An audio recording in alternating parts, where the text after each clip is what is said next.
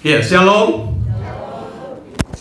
Puji Tuhan, kita kembali masuk di dalam satu peristiwa yang luar biasa yang saat ini bersama-sama di seluruh dunia ya menyatakan isi hati kerinduan untuk boleh datang kepada Tuhan, karena hari ini adalah hari yang istimewa di mana dari semua nubuatan tergenapi ya, bahwa Yesus menggenapi baik kitab Taurat, Zabur, dan Injil. Yang kita perlu tahu bahwa sesuatu perkara yang paling akhir adalah selama ia berada dalam dunia adalah kenaikannya. Bapak Ibu, kita tahu bahwa telah dinubuatkan dia akan lahir ke dalam dunia itu ribuan tahun sebelum kedatangannya, dan kemudian dalam nubuatan itu juga bahwa dia akan menderita, dia akan mati, dia akan dikuburkan, dia akan bangkit, dan kemudian dia akan naik. Lalu satu peristiwa yang akan digenapkan di dalam apa yang ia katakan, bahwa semua orang yang hidup benar, percaya kepadanya, akan mengalami satu peristiwa lawatan khusus, yaitu pencurahan Roh Kudus. Kita tahu setelah hari ini akan ada 10 hari lagi, makanya ada doa 10 malam. Seringkali gereja-gereja melakukan hal itu. Dan di dalam hal ini berbicara bahwa satu kelak nantinya dia akan menyatakan pembuktian apa yang dia katakan sebelum ia naik, bahwa semua orang percaya hendaknya mengalami yang disebut kepenuhan roh. Namun sebelum kita berbicara tentang hal yang disebut dengan kepenuhan roh, kita coba perhatikan peristiwa yang luar biasa ini berkaitan dengan kenaikannya. Dan untuk itu Bapak Ibu yang dikasihi oleh Tuhan, saya mengajak kita untuk membuka Alkitab kita yang terambil dari Lukas 24. Kita perhatikan dengan baik. Lukas 24 kita baca dari ayatnya yang ke-44. Ayatnya ke-44 sampai dengan ayatnya yang ke-49. Saya minta untuk kita boleh baca bersama-sama, dan untuk itu kita bangkit berdiri. Ya, kita membaca dari ayatnya yang ke-44 sampai dengan selesai ayat 49. Kita baca bersama.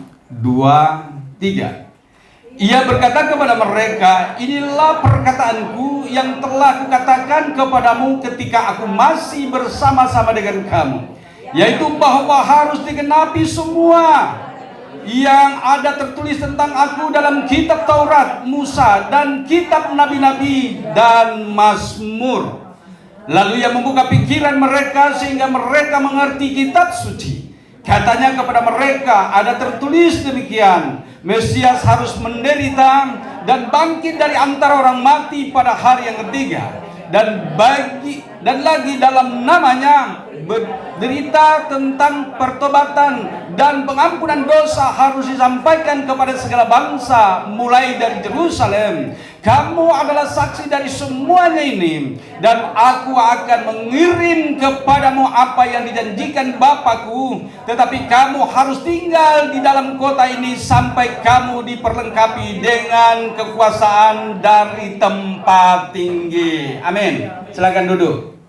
Bapak yang dikasihi oleh Tuhan, Bapak Ibu dikasihi oleh Tuhan, peristiwa ini adalah peristiwa yang luar biasa. Sebelum Yesus naik, dia telah menyatakan hal ini, bahwa harus ada terjadi penggenapan dari semua apa yang tertulis dalam kitab Taurat. Kitab Taurat, kemudian Zabur dan Mazmur, bahkan penggenapannya di dalam Injil, bahwa Yesus telah datang ke dalam dunia. Dia lahir sebagai manusia, itu adalah pembuktian bahwa ia telah mengenapkan semua kitab nubuatan yang terus dalam kitab Taurat, Zabur, dan Injil. Dan untuk itu Bapak Ibu yang dikasihi oleh Tuhan, dari apa yang kita lakukan saat ini adalah pembuktian bahwa kita percaya kepada kenaikannya. Ada amin. Sebelum dia mati tentunya dia melakukan semua apa yang disebut dengan pemberesan semua dosa. Dan ini adalah peristiwa yang luar biasa. Kita saksikan bahwa sesuatu perkara yang tidak mungkin kita akan tanggung, tidak mungkin kita akan menyelesaikannya dengan cara kita sendiri, maka ia telah menyelesaikannya. Bapak Ibu dikasihi oleh Tuhan, tidak serta-merta semuanya terjadi dan sedemikian rupa. Tetapi ini adalah merupakan suatu peristiwa yang merupakan mata rantai yang tidak bisa dipisahkan satu sama lain. Baik kelahirannya, baik nubuatan, kelahirannya, ya penderitaannya, kematiannya, kebangkitannya, kenaikannya, dan peristiwa yang luar biasa nanti setelah ini adalah hari Pentakosta. Yang perlu kita tahu bahwa di sana akan ada satu peristiwa yang perlu setiap orang percaya mengalaminya. Namun saya tidak tahu sejauh mana kita berjuang untuk boleh mendapatkan semuanya itu. Tetapi peristiwa-peristiwa yang kita telah lewati, berbicara tentang menyaksikan kelahiran, kematian, kebangkitan, kenaikan, ini adalah sesuatu hal yang tidak bisa tidak untuk kita ketahui. Harus kita tahu. Supaya apa yang terjadi kelak nantinya dalam pengenalan kita akan Tuhan, hidup benar, dan kita akan mengalami sesuatu perkara yang istimewa, yaitu kepenuhan roh. Maka kita akan mengatakan, memang benar Tuhan Yesus itu adalah Allah.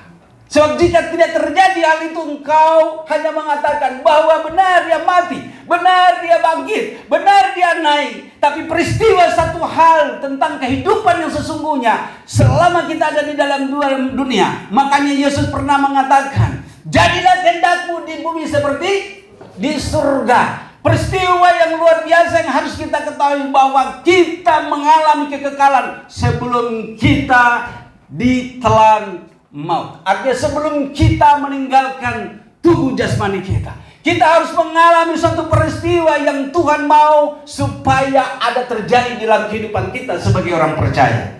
Nah, oleh sebab itu Bapak Ibu dikasih oleh Tuhan, perhatikan dengan baik apa yang kita baca ini. Ayat 44, ia berkata kepada mereka, inilah perkataanku. Yesus mengatakan sesuatu peristiwa yang akan terjadi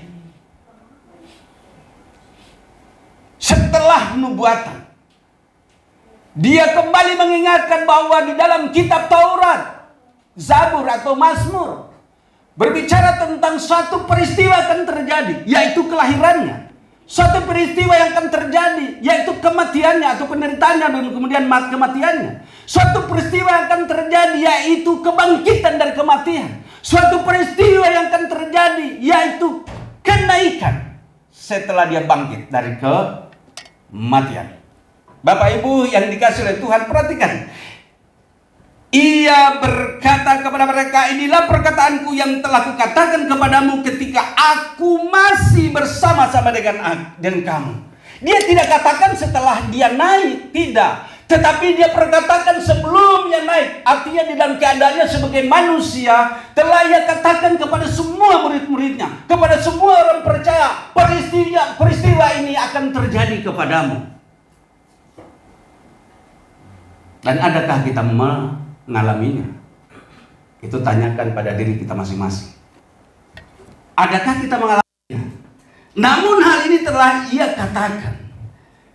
Dia mengatakannya. Ia berkata kepada mereka, inilah perkataanku yang telah kukatakan kepadamu ketika aku masih bersama-sama dengan kamu. Yakni bahwa harus digenapi semua yang ada tertulis tentang aku. Perhatikan dengan baik, bahwa semua yang tertulis tentang Yesus harus digenapi di dalam kitab yang telah menuliskannya, yang telah menubuatkannya, yaitu Taurat, kitab nabi-nabi, dan kitab Mazmur. Di dalam kitab Injil tergenapkan semuanya. Lalu Bapak Ibu dikasih oleh Tuhan, satu peristiwa lagi yang perlu kita perhatikan di ayatnya yang ke-45. Selama Yesus masih bersama-sama dengan murid-muridnya, hak prerogatif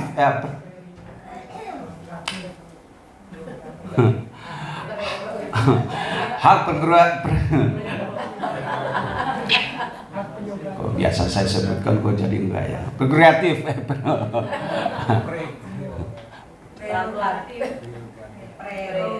Prerogatif ya. Bahwa hak sepenuhnya masih ada pada dia. Makanya pernah murid-muridnya mengatakan, kenapa kami berdoa tidak terjadi sesuatu? Ya, makanya dikatakan, hal itu tidak akan terjadi begitu saja. Harus engkau berdoa dan berpuasa. Tapi Yesus pernah mengatakan kepada orang-orang yang sekelilingnya. Karena ada yang bertanya, kenapa murid-muridmu tidak berpuasa? Sedangkan murid-murid Yohanes berpuasa. Jadi bagaimana katanya kalau pengantin ada di sampingnya mau berpuasa? Tapi ada saatnya nantinya engkau akan berpuasa. Pada waktu dipanggil daripadamu, maka engkau akan berpuasa. Bapak Ibu yang dikasih oleh Tuhan. Dalam hal ini kita harus tahu bahwa waktu itu Yesus masih ada di sekeliling mereka. Itulah pengantin pria, itu pengantin laki-laki. Artinya kita masih bersama-sama dengan pengantin dan kita adalah pengantin wanitanya. Kita dipertunangkan kepada Kristus. Saat Yesus masih ada dalam dunia itu adalah sesuatu hal yang sesuatu hal yang harus tertuju kepadanya seharusnya. Tapi banyak orang tidak memilih dia, bahkan membenci dia, menganiaya dia, bahkan membunuh dia. Kenapa? Karena mereka tidak mau percaya. Sekalipun mujizat terjadi di depan mata mereka, tapi mereka tidak mau percaya tentang hal itu. Itulah yang disebut dengan the guilt. Nah, oleh sebab itu Bapak Ibu dikasih oleh Tuhan, saatnya akan tiba nantinya bahwa engkau akan melihat otoritas itu. Dan itu telah ia katakan di sini, makanya dikatakan di ayat yang ke-45, lalu ia membuka pikiran mereka sehingga mereka mengerti kitab suci. Bapak Ibu, luar biasanya di dalam hal ini, orang Farisi, orang Saduki, mereka hafal setiap kalimat demi kalimat. Bahkan mereka pakai untuk menghakimi orang-orang yang ada di sekeliling mereka. Tapi tidak ada kuasanya. Kenapa? Karena hak prerogatif itu ada padanya. Prerogatif ya. Masih ada padanya. Kenapa? Karena dia masih ada di dalam dunia ini. Dalam Filipi 1 ayat yang ke-6 di sana. Ya, sekalipun dalam keadaannya sebagai manusia, dia menunjukkan bahwa ia memberikan suatu keteladanan bahwa ia tidak memakai kuasa itu dalam keadaannya sebagai manusia. Bahkan dia merendahkan dirinya di bawah kayu salib. Itu adalah keteladanan yang diberikan kepada kita. Artinya ada ketaatan kita kepada Tuhan. Yesus mengajarkan untuk taat. Kita harus taat kepada Tuhan. Supaya apa? Kita akan mendapatkan bagian yang sangat penting bagi kita, yaitu kepenuhan roh. Bapak Ibu dikasih oleh Tuhan, saat Yesus masih ada di dalam dunia, itu kuasa masih haknya. Dan oleh sebab itu setelah ia mau naik, dan dikatakan di sini, pikiran mereka dibuka sehingga mereka mengerti kitab suci. Katanya kepada mereka, ada tertulis demikian, Mesias harus menderita dan bangkit dari antara mati dan naik ke surga. Sebelum kita masuk ke situ, kita buka di dalam Yohanes 16 ayat yang ke-7. Berbicara tentang satu peristiwa yang Tuhan katakan seperti yang dikatakan di ayat 44 tadi. Kita buka di Yohanes 16 ayat yang ke-7. Peristiwa demi peristiwa yang terjadi itu semua ada tatanannya. Iya. Ini pekerjaan tentang penghibur. Ayat yang ke-7. Namun sebelum kita masuk ke ayat yang ke-7, dikatakan di ayat yang ke-4b. Hal ini tidak kukatakan kepadamu dari semula, karena selama ini aku masih bersama-sama dengan kamu. Artinya sesuatu yang artinya memberikan satu referensi yang benar terhadap Lukas 24 ayat yang ke-44. Makanya dikatakan di ayat Yohanes 16 ayatnya yang keempat B ini, hal ini tidak kukatakan kepadamu dari semula, karena selama ini aku masih bersama dengan kamu. Artinya kuasa itu masih hak prerogatifnya dia. Dia tidak terjadi kepada orang lain, itu masih ada padanya. Ayat kelima, tetapi sekarang aku pergi kepada dia yang telah mengutus aku, dan tiada seorang pun di antara kamu yang bertanya kepadaku, kemana engkau pergi? Tetapi ayat 6, tetapi karena aku mengatakan hal ini kepadamu, sebab itu hatimu berduka cita. Ayat yang ketujuh, namun benar yang kukatakan ini kepadamu adalah lebih berguna bagi kamu jika aku pergi, sebab jikalau aku tidak pergi, penghibur itu tidak akan datang kepadamu. Tapi jikalau aku pergi, aku akan mengutus dia kepadamu. Dan kalau ia datang, ia akan menginsafkan dunia akan dosa, kebenaran, dan penghakiman. Akan dosa karena mereka tetap tidak percaya kepadaku. Akan kebenaran karena aku pergi kepada Bapa dan aku tidak melihat, dan kamu tidak melihat aku lagi. Akan penghakiman karena penguasa dunia ini telah dihukum. Masih banyak hal yang harus kukatakan kepadamu, tetapi sekarang kamu belum dapat menanggungnya. Bapak Ibu dikasih oleh Tuhan, kita kembali kepada Lukas 44 dikatakan begini. Yang tadi yang kita baca, bahwa harus terjadi penggenapan semua yang terus dalam kitab Taurat, ya, Taurat, Zabur dan Injil, kitab Musa dan kitab Mazmur, berbicara tentang suatu penggenapan dalam hal ini, bahwa benar bahwa apa yang Tuhan Yesus telah lakukan memang benar-benar tergenapkan kitab nubuatan itu. Nah, oleh sebab itu Bapak Ibu dikasih oleh Tuhan, perhatikan dengan baik bahwa semua apa yang terjadi ini telah dinubuatkan. Termasuk perkataan Tuhan Yesus. Itu adalah nubuatan buat kita. Bahwa setelah dia naik akan terjadi sesuatu bagi kita. Bapak Ibu, kalau Yesus tidak naik, kita tidak akan mendapatkan pengurapan itu. Karena pengurapan itu asalnya dari Tuhan Yesus. Ada amin?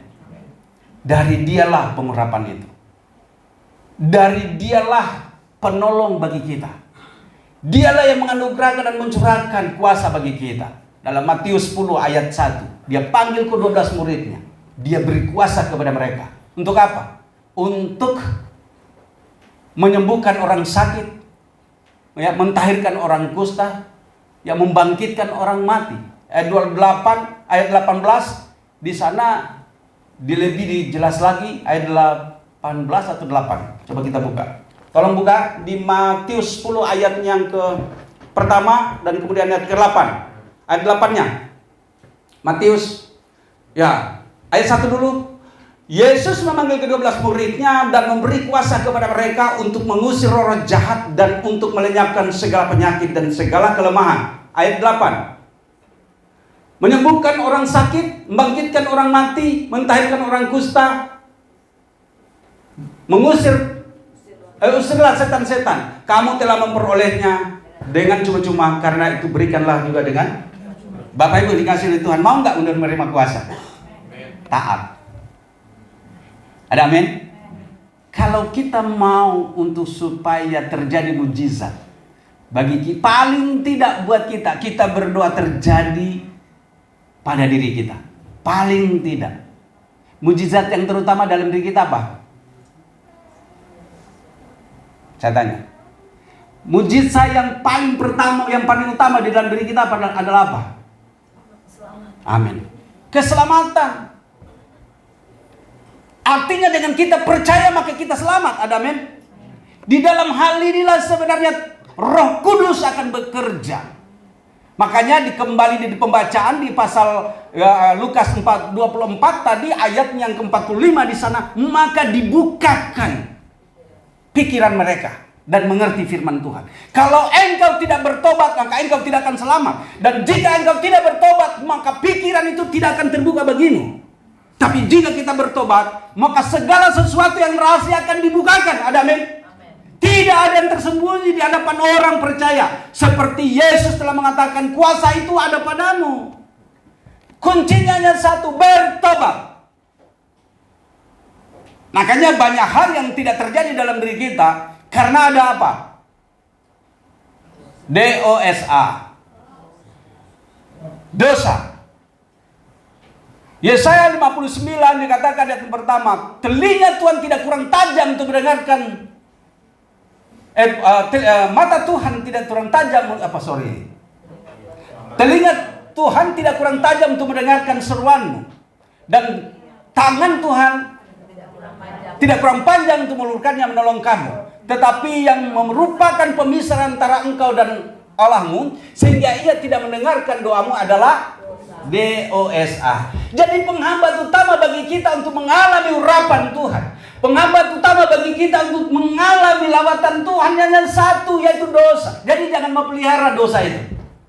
Jadi kalau kita masih sadar akan hal ini, hari ini kita tahu bahwa hari yang luar biasa, peristiwa luar biasa terjadi dan akan terjadi penggenapan firman Tuhan. Kalau kita merasa bahwa hari ini aku masih ada dosa, saat ini juga bertobat. Ada amin. Bertobat itu bukan berarti setelah engkau habis dibaptis sudah selesai dan bertobat. Bukan. Itu peristiwa awal saja. Engkau bangkit dari kematian, ya, berbicara tentang baptisan. Roma 6 ayat 3, 4, 5 berbicara tentang suatu peristiwa yang harus kita ambil dalamnya, bahwa kita adalah orang yang mengaku Yesus sebagai Tuhan. Kita harus dimeteraikan dalam baptisan, dan kemudian kita bangkit dari baptisan. Itu bukan berarti tidak ada dosa lagi. Dosa harus terjadi, tapi pengakuan kita, kapan kita mengakui? Setiap hari. Sehingga kita menjadi orang-orang yang senantiasa ada di dalam penyertaan dan perlindungan Tuhan. Pada waktu kita bencong ke kiri, Tuhan ingatkan. Pada waktu kita mencong ke kanan, Tuhan ingatkan. Tapi Tuhan mau supaya lurus-lurus jalanmu, jangan belok-belok. Karena Tuhan senang dengan orang yang lurus jalannya. Dan kita bersyukur kepada Tuhan kalau kita boleh saat ini kita ada di hadapannya, karena memang Ia yang menetapkan kita untuk boleh menerima segala sesuatu yang telah Ia janjikan. Bapak Ibu dikasih oleh Tuhan, janjinya dikatakan bahwa kelak nantinya engkau akan menerima kuasa. Tapi apakah kita adalah orang-orang yang tekun untuk melakukan semua apa yang telah Ia firmankan? Dalam Yohanes 14 ayat 15 dikatakan, apabila engkau mengasihi aku, maka engkau akan menuruti segala perintahku. Kemudian di sana di ayat yang ke-16 Tuhan berjanji, Yesus berjanji, Dia akan mengutus penolong kepadamu, yaitu Roh Kudus. Dia akan tinggal di dalam kita. Sama dengan kata Paulus dalam 1 Korintus 3 ayat 16. Tidak tahukah kamu bahwa kamu adalah bait Allah di mana Roh Allah berdiam? Bapak Ibu, itu semua hanya karena melewati semua peristiwa yang kita harus matikan. Paulus masih mengatakan lagi di dalam Kolose 3 ayat yang ke-5, matikan segala sesuatu duniawi dalam dirimu, yaitu percabulan, hawa nafsu, nafsu jahat, kenajisan, dan keserakahan. Itulah yang disebut dengan berhala. Dan semua ini yang adalah penghambat bagi kita. Penghambat bagi kita. Jangan tuding orang, oh iya karena di sana ada dukun yang ada di sana orang pintar, ada di sana orang yang bertapa, di sana orang yang guna-gunain saya. Nggak ada itu. Kita telah memiliki kuasa daripada Tuhan. Ada amin. Kita telah memperoleh otoritas daripada Tuhan. Itu yang tadinya dikatakan bahwa kalau aku pergi, aku akan mengutus Dia kepadamu. Untuk apa? Menginsapkan dunia. Dunia itu berbicara apa? Daging. Itulah untuk menginsapkan dunia akan dosa. Jadi banyak orang yang ada sekarang ini mengaku percaya, tapi duniawinya luar biasa. Itulah yang seharusnya, kata Paulus, matikan semuanya itu. Karena itu adalah penghambat untuk engkau menghampiri Allah. Kita tidak berdaya dengan dunia ini, sehingga akhirnya kita adalah orang-orang yang asing dari Allah. Karena kita adalah orang yang senang dengan dosa. Nah, oleh sebab itu Paulus menegaskan dengan keras, matikan segala penghambat itu. Dalam hal inilah kita harus tahu, ya Tuhan itu luar biasa. Bapak Ibu, kalaupun Yesus telah naik, kalaupun Yesus telah membukakan selubung atau topeng kita, kalau kita masih kembali kepada dosa yang sama, maka topeng itu tidak akan pernah hilang daripada kita. Nah, oleh sebab itu Bapak Ibu dikasih oleh Tuhan, ya, 1 Saudara-saudariku, anak-anakku yang kukasihi, ingatlah bahwa hal ini telah dinyatakan kepada kita oleh Yesus sendiri. Dan untuk itulah hari ini kita ada, untuk bersama-sama datang dan bersyukur karena kenaikan Tuhan itu adalah peristiwa yang penting bagi kita untuk menerima otoritas. Peristiwa hari ini 2000 tahun yang lalu ada peristiwa yang penting bagi kita karena dengan kenaikannya terjadilah manifestasi kuasa bagi kita. Otoritas terjadi atas kita. Kuasa turun atas kita. Sebab kalau ia tidak naik, masih ada dalam keadaannya sebagai manusia, dialah pemegang otoritas mutlak. Dan untuk itulah kita ada seperti mana kita ada saat ini sebagai umat ketebusan, untuk harus taat kepada otoritas. Ia mau supaya kita mengalami semuanya itu. Ada amin? Ia mau supaya kita mengalami semuanya itu. Jadi coba renungkan baik-baik. Saya mungkin adalah salah satu yang belum mengalami peristiwa itu. Ya. Mungkin coba renungkan baik-baik. Mungkin saya adalah salah satu yang belum mengalami semuanya itu. Bagaimana caranya supaya saya mengalami? Taat. Ada amin? Kembali Yohanes 14 ayat 15 tadi. Jika engkau mengasihi aku, maka engkau menuruti segala perintahku. Berat itu, Bapak Ibu, berat itu. Nah, untuk itu Bapak Ibu, kita kembali ke pembacaan kita di dalam di dalam Lukas 24. Ya, Lukas 24 ini adalah suatu peristiwa yang Yesus katakan supaya semua ini kita tahu bahwa semuanya itu harus tergenapkan, dan penggenapannya itu ada di dalam dirinya.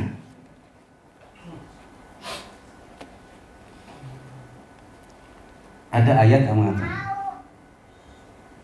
dengan matinya sebagai manusia, maka ia telah menggenapkan seluruh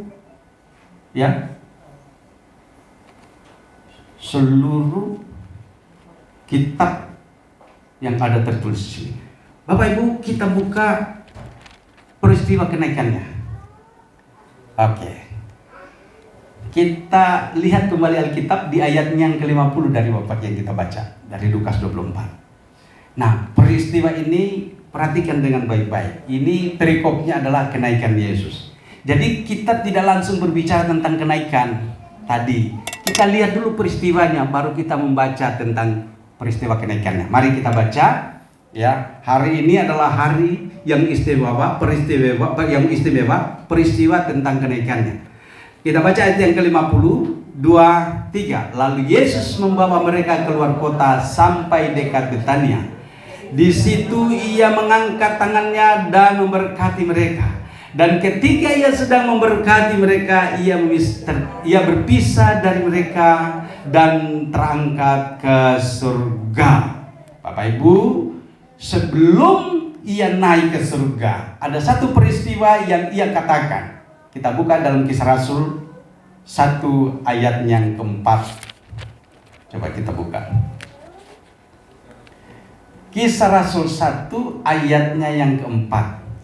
Tuhan berpesan, Yesus berpesan kepada mereka semua atau murid-muridnya atau orang percaya. Coba kita baca ini 2-3. Pada suatu hari ketika ia makan bersama-sama dengan mereka, ia melarang mereka meninggalkan Yerusalem dan menyuruh mereka tinggal di situ menantikan janji Bapa. Yang demikian katanya, telah kamu dengar dari Bapakku. Sebab ayat 5, sebab Yohanes membaptis dengan air, tetapi tidak lama lagi kamu akan dibaptis dengan Roh Kudus. Sebelum ia naik, sebelum ia terangkan, ia telah mengatakan ini terlebih dahulu, peristiwa yang harus terjadi di dalam kehidupan setiap murid-muridnya. Kembali kepada pembacaan kita Lukas 24 di ayatnya yang ke-49. 2-3. Dan aku akan mengirim kepadamu apa yang dijanjikan Bapakku, tetapi kamu harus tinggal di dalam kota ini sampai kamu diperlengkapi dengan kekuasaan dari tempat tinggi. Bapak Ibu yang dikasih oleh Tuhan, betapa pentingnya peristiwa kepenuhan roh di dalam kehidupan setiap orang. Makanya kalau hari Pentakosta nanti kita baca dalam Kisah Rasul 2, sana nantinya setelah 10 hari dari ini ada hari Pentakosta, pencurahan Roh Kudus. Artinya peristiwa luar biasa yang harus terjadi dalam diri kita. Maka akan terjadi seperti yang terjadi di dalam kehidupan orang-orang percaya di waktu itu. Nah, saya nggak tahu sejauh mana kita mengalami peristiwa ini. Tapi ingat, kalau kita taat kepada Tuhan, maka kita akan mengalami peristiwa-peristiwa yang luar biasa. Di sana terjadi orang-orang yang mengalami Roh Kudus, yang mengalami lawatan Tuhan, dan mereka berkata-kata dengan bahasa dari daerah mereka masing-masing. Bukan bahasa lidah ya. Dari daerah mereka masing-masing. Orang Arab berkata-kata dengan bahasa Arab, tetapi dimengerti oleh orang yang dari belahan bumi barat. Orang yang berkata-kata dengan, katakanlah, dengan bahasa Inggris, tapi dimengerti oleh orang yang ada di pelosok, di kampung-kampung yang tidak mengerti tentang hal itu. Orang berbahasa Jawa dimengerti oleh orang Papua. Bukan orang Papua yang pernah tinggal di Jawa. Tidak, orang yang sama sekali belum pernah datang ke Jawa dan tidak pernah bergaul dengan orang Jawa. Tetapi mereka adalah orang yang dapat mengerti apa yang dikatakan orang Jawa. Demikian dengan orang Ambon, dimengerti orang-orang Batak dalam apa yang dikatakan. Orang saya dari Buton, ya, saya mengerti bahasa Manado karena memang saya orang Manado. Ya, Bapak Ibu dikasih oleh Tuhan, peristiwa seperti ini akan terjadi kelak. Orang berbahasa dengan karunia-karunia yang luar biasa. Tetapi kembali lagi tidak ada satupun yang tidak mengerti. Nah, oleh sebab itu bagi kita yang percaya kepada Tuhan, tidak ada yang terselubung, tidak ada yang tersembunyi. Semua tersingkap, semua terbuka. Bahkan kita mengerti apa itu surga. Saya mau tanya, siapa yang bawa tentang berita tentang surga? Allah. Bagaimana wujudnya Allah, dia datang ke dalam dunia untuk membawa berita tentang surga? Yesus. Ada amin? Yesuslah yang membawa berita tentang surga. Yohanes 14 ayat yang ke-6. Tidak ada seorang pun yang akan datang kepada Bapa kalau tidak melalui aku. Ya. Di tempat, di ayatnya yang ke pertama, coba buka dulu. Yohanes 14 ayat yang pertama. Yohanes 14 ayat 1. Jangan gelisah hatimu, percayalah kepada Allah, percayalah juga kepadaku. Ayat yang kedua. Di rumah Bapakku banyak tempat tinggal, jika tidak demikian tentu aku mengatakannya kepadamu, sebab aku pergi ke situ untuk menyediakan tempat bagimu. 3. Dan apabila aku telah pergi ke situ dan telah menyediakan tempat bagimu, aku akan datang. Aku akan datang dan membawa kamu ke tempatku, supaya ke tempat di mana aku berada, kamu pun berada. Lanjut ayat yang ke-4. Dan kemana aku pergi, kamu tahu jalan ke situ. Lanjutkan. Kata Thomas kepadanya, Tuhan, kami tidak tahu kemana engkau pergi. Jadi bagaimana kami tahu jalan ke situ? Ayat yang ke-6. Kata Yesus kepadanya, akulah jalan dan kebenaran dan hidup. Tidak seorang pun yang datang kepada Bapa kalau tidak melalui aku. Bapak Ibu dikasih oleh Tuhan, jalannya hanya satu. Di surga itulah tempat kita. Di sanalah dia kembali dan menyediakan tempat bagi kita. Dan untuk itulah Bapak Ibu dikasih oleh Tuhan, kita bersyukur karena ada penyingkapan tentang rahasia surga. Makanya di dalam doa Bapa kami dikatakan, jadilah kehendakmu di bumi seperti surga. Itu Yesus juga yang mengajarkannya, supaya kita memiliki pemahaman dan pengertian bahwa tempat kita itu bukan di bumi. Ada amin? Bukan di bumi. Tempat kita itu ada di sana, di surga. Tetapi surga itu harus dialami di suasana kita masih ada di dalam tubuh daging. Itu yang tadi disebut dengan kepenuhan roh. Di dalam hal itulah kita akan tahu bahwa ternyata ya, benar ya, surga itu, padahal kita masih di bumi, surga itu hanya kulitnya aja yang kita alami di sini, tapi sudah kita katakan luar biasa dalam Tuhan. Ada amin? luar biasa dalam Tuhan. Ya, kalau orang bilang ya bunyi bom, ya meledak bom di samping kiriku, meledak bom di samping kananku, aku tidak akan goyah karena Allah bersamaku. Ini yang luar biasa. Bapak Ibu dikasih oleh Tuhan, alamilah Tuhan. Percayalah kepadanya, jangan sia-siakan waktu. Pergunakanlah waktumu dan layanilah Tuhan. Karena Tuhan mau untuk ditinggikan, diagungkan, dan Dia mau supaya peristiwa itu adalah peristiwa yang menjadi sesuatu yang bermakna bagi kita. Dan kemudian kenaikan itu adalah peristiwa yang harus terjadi setelah penggenapan semua. Dan ayatnya yang ke-51, dan ketika Ia sedang memberkati mereka, Ia terpisah dari mereka dan terangkat ke surga. Mereka sujud menyembah kepadanya, lalu mereka pulang ke Yerusalem dengan sangat bersukacita. Mereka senantiasa berada di dalam bait Allah dan memuliakan Allah. Bapak Ibu dikasih oleh Tuhan, peristiwa ini bukan menjadikan mereka sudah selesai, tetapi peristiwa ini setelah mereka menyaksikan Yesus terangkat, maka mereka kembali ke bait Allah. Puji Tuhan, kita belum memiliki gedung sendiri. Kalau kita sudah memiliki gedung sendiri, kita jangan pulang hari ini ya. Sampai kita mengalami semua namanya kepenuhan roh. Ya, tapi ada hari Pentakosta. Nantinya hari itu tidak mesti harus engkau datang ke satu tempat. Karena tempat yang Tuhan inginkan itu ada di dalam ada di mana? Yang Tuhan inginkan itu ada di mana? Ada di hati kita masing-masing. Jadi nggak perlu melangkah jauh-jauh sebenarnya. Tapi kita perlu untuk mengalami seperti peristiwa murid-murid Tuhan Yesus. Murid-murid Tuhan Yesus, mereka sedang berkumpul bersama, tahu-tahu Tuhan langsung datang dengan pintu terkunci. Yesus datang dan kemudian ada di tengah-tengah mereka. Ini kan sesuatu yang luar biasa. Ada yang bilang itu setan. Enggak. Ya, setan enggak punya daging, tapi dia punya daging. Dia katakan, pegang ini, aku ini. Luar biasa kan? Dan inilah yang sebenarnya harus dialami setiap anak-anak Tuhan. Puji Tuhan, hari ini peristiwa yang penting bagi kita. Kenaikan Tuhan adalah satu peristiwa yang penting, karena kalau Ia tidak naik, maka roh itu atau kuasa itu masih hak prerogatifnya Dia. Jadi kita tidak akan mengalami itu kalau Dia masih tetap ada di dalam dunia. Tapi karena memang Dia harus selesaikan semua di dunia ini, maka semua harus terjadi seperti apa yang Dia katakan. Maka kita akan menjadi orang yang serupa dengan Yesus. Tuhan memberkati kita semua. Shalom. Kita tundukkan kepala, kita berdoa.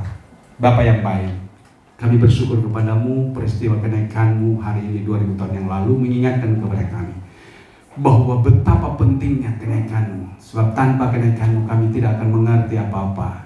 Sebab roh itu tidak akan datang kepada kami untuk memberikan penyingkapan, untuk memberikan pengertian dan pemahaman yang sempurna seperti kesempurnaan yang ada pada dirimu di dalam keadaan sebagai manusia saat itu.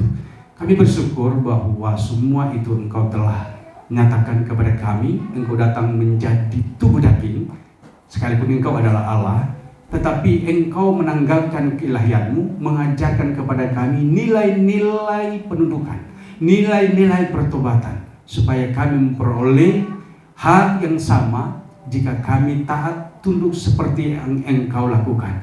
Bukti penundukanmu pada waktu Engkau menerima pembaptisan, artinya Engkau di dalam keadaanmu sebagai manusia, Engkau menerima semuanya itu, padahal Engkau adalah Allah yang merupakan menjadi manusia. Dan kami bersyukur kalau kami adalah manusia-manusia yang diciptakan menurut rupa dan gambar-Mu ya Tuhan. Dan kami percaya hal dan peristiwa yang sama terjadi bagi kami semua. Tidak terkecuali semua kami yang ada di tempat ini, termasuk anak-anak kami. Semua kami adalah memiliki sifat, memiliki hak yang sama untuk menerima semua apa yang Kau telah firmankan dalam kitab yang kami pegang ini. Oleh sebab itu Tuhan, mari ajarkan kami, tuntun kami untuk dapat memahami semua itu. Hikmat-Mu kiranya akan senantiasa turun atas kami, memberikan pengertian bagi kami untuk dapat memahami hidup yang sesungguhnya seturut kehendak-Mu. Bapak yang baik, ucapan syukur kami sudah membaca firman-Mu. Engkau Tuhan yang tentunya menjadi guru yang agung bagi kami, guru yang senantiasa memberikan pengertian yang sempurna, dan tentunya kami dapat memahami akan kebenaran firman-Mu dengan baik. Hamba terbatas ya Tuhan, tetapi Engkau yang tidak terbatas ada pada kami pribadi lepas pribadi untuk senantiasa berbicara, menuntun, dan memberikan pengertian di dalam hidup yang benar. Makasih Bapa, dalam nama-Mu kami berdoa dan bersyukur, demi nama Tuhan Yesus Kristus. Haleluya. Kita semua percaya, kita katakan amin.